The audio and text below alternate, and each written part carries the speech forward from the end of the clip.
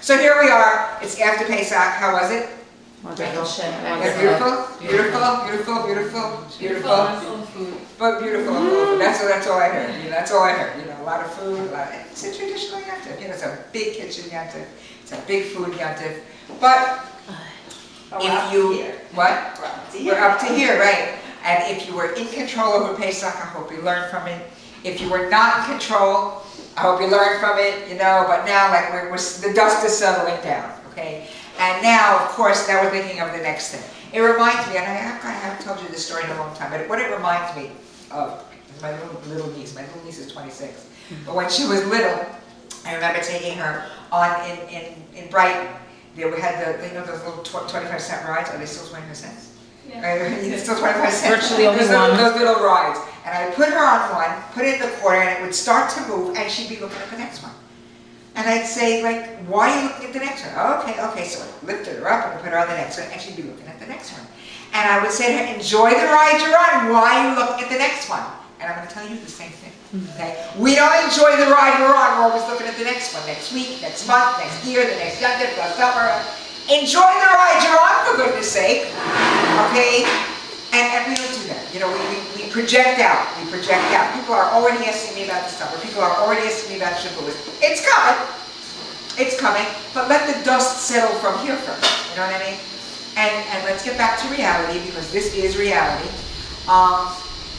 And understand what we are doing here, what we're not doing here, what this program can do for you, what this program can't do for you.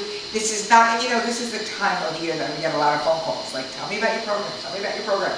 And I always get, you know, how much weight could you lose? You know, people want a guarantee. There is no guarantee, but I am going to tell you, okay, this is not a fly-by-night quick weight loss program. If that's what you're looking for, we're not it. You know, we're not it.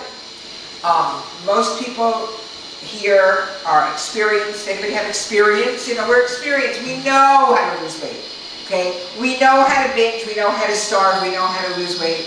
What we're learning here, what we want to learn here, is to live in a world where food is not going away. You're going to be assaulted all of the time. What we are called is Start Fresh Weight control. It's control. It's control over yourself. It's control over your sugar addiction, because sugar is an addictive drug, and it's getting out of the problem, okay? And this is review. What's the problem? Oh, Pesach? Pesach's not the problem. Shabbos is not the problem. Your birthday's not the problem. We eat what? Too much of the wrong food in the wrong way for the wrong reasons. Portion control is the problem, okay? And we just came out of Pesach, where you probably bought too much, cooked too much, served too much, ate too much, and then we wonder why we weigh too much, okay? It's all bigger, and better, and more, yeah. I baked half the amount of cake. I don't want to say numbers, but half the amount of cake, and it was enough. And it was enough. I had a cake left over. She had a leftover cake. I had a leftover cake. It's amazing. Half of the amount of cake that I used to bake. And, right, when people tell me that, they want half the amount of matzah, who was eating it? Yeah. Right, who was eating it, right? Who was eating it? So we're just a too much society. And I'm not talking about too much broccoli now. I'm talking about processed food. I'm talking about white flour. I'm talking about white sugar. I'm talking about white pasta. I'm talking about, and now the newest thing is what? Brown rice pasta, whole wheat pasta. Yeah, it's flour. It's flour. It's processed. We are eating with the wrong habits. We are eating too quickly. We eat while we stand. We eat in the car. We eat on the phone. We eat while we read. We're just eating hefker. And of course, we don't eat. We use.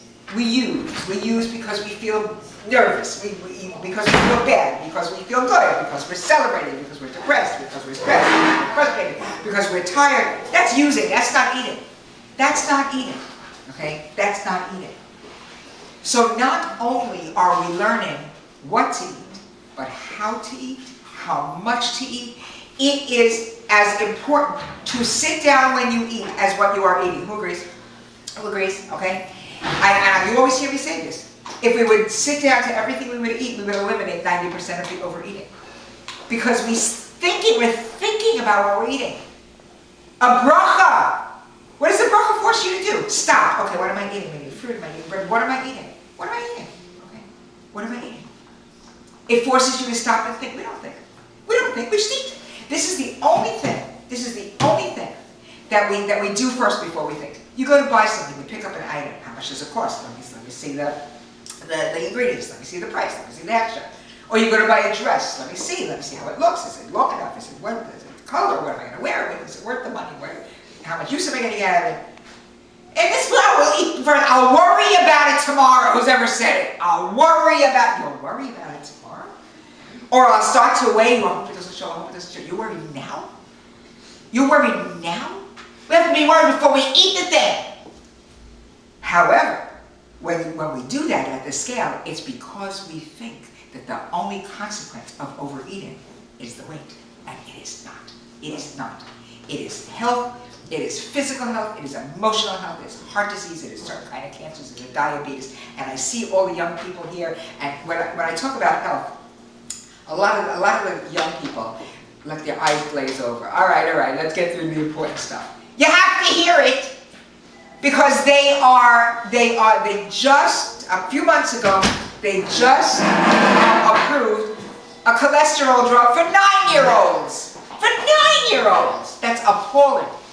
It's appalling that in the United States of America, with our technology and what we know, that we don't have the highest life expectancy. No, we don't. No, we don't. Why? Because we eat too much of the wrong food in the wrong way for the wrong reasons. Because we eat too much and we move too little. So it's not only, it's not only a weight loss. It's not. But first of all, how are you going to keep going?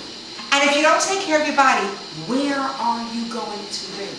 And if you don't do this for yourself, who's going to do this for you? Who's going to do this for you? So it's a decision that you make, and the decision is what? Okay? What am I willing to do? What am I willing to do? Am I willing to plan my food? Am I willing to write my food down? Am I willing to prepare my food? Am I willing to say no? I came across, I love this. It's The Counting of the Omer. It's a book about counting the Omer. And it says, I love what it says here. It says the 49-day period, this 49-day period was one of intense character refinement. For 49 days, the Jews climbed one step at a time up the emotional ladder towards a higher purity. This period of character refinement has just as much relevance to our lives today as it did all those years ago. Just as we were slaves in Egypt, this is important, we can also be slaves to our personalities, driven by forces which we often seem to have no control. Okay? Who's driven? By hungers, by desires, by instant gratification. I want it now. I have to have it now. I ask you to wait. Who can wait? Who can wait 5 minutes? Who can wait? And how many times did we ever say to ourselves, if I had only waited 5 minutes, I wouldn't have eaten that? Yeah? Who's ever said it? Who's ever said it? But to wait seems like the longest thing in the world. To wait, to stop and think, seems like the longest thing in the world. So if you have nothing more to say about Pesach, I do.